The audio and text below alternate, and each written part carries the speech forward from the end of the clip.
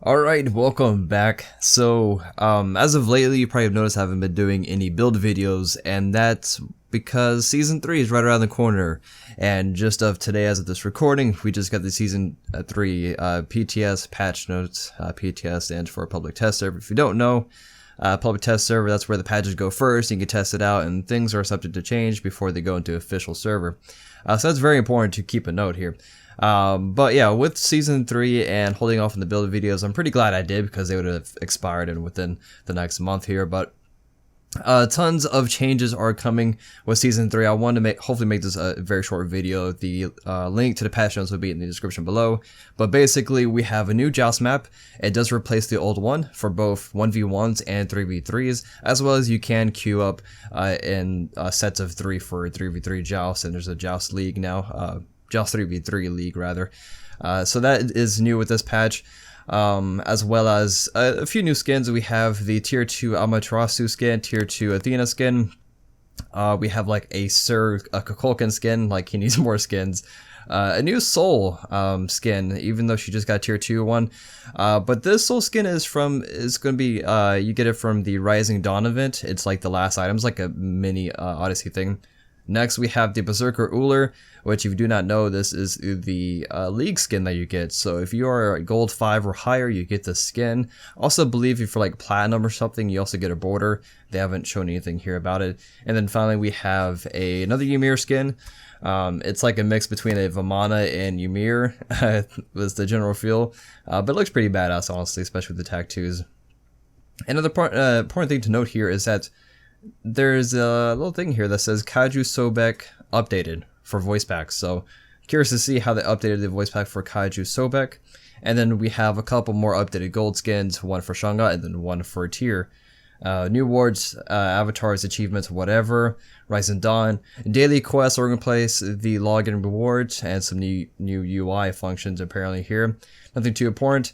General gameplay, there's tons of changes to conquest, all that fun stuff. Just check it out with the patch notes here.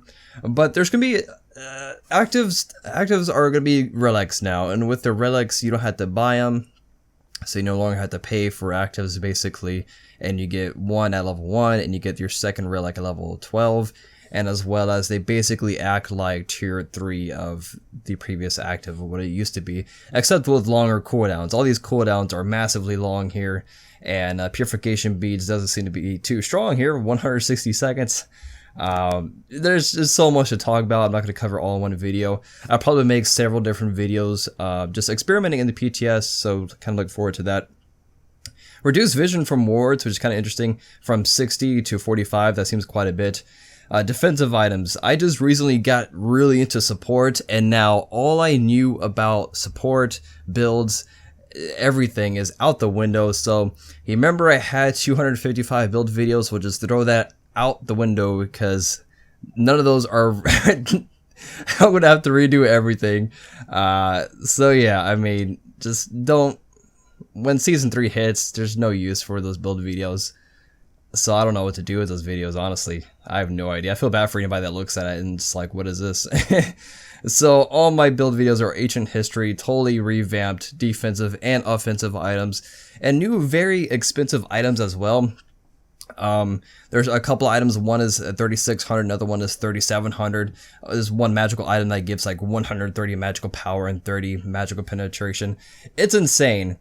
And I noticed that a lot of these items also have a lot of passes, so there seems to be like a lot more to know, a lot more in depth on all these items, which kind of concerns me for newer players, understanding everything that's going on with all these passives and auras and things like that.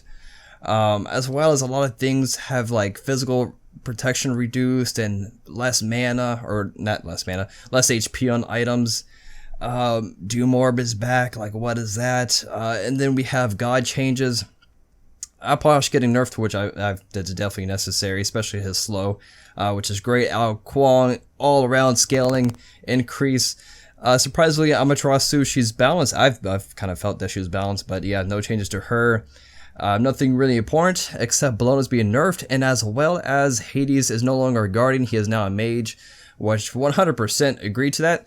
Normally you would think his scalings would be reduced or adjusted to normal mages, but it's not.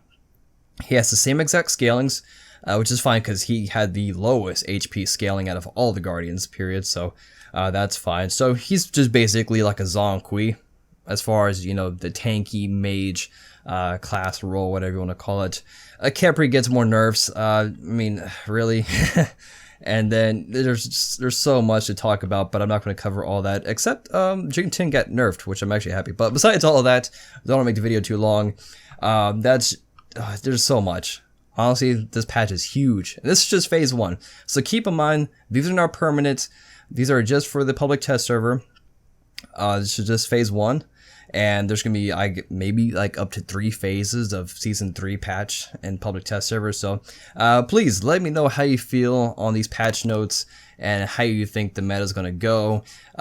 If you take a look, I pretty much think that Mercury is going to be a big deal here because of the numerous changes to crit, movement speed, things like that, conquest map. But yeah, with all that said, thank you guys so much for watching. Let me know again your thoughts, and I'll see you guys next time.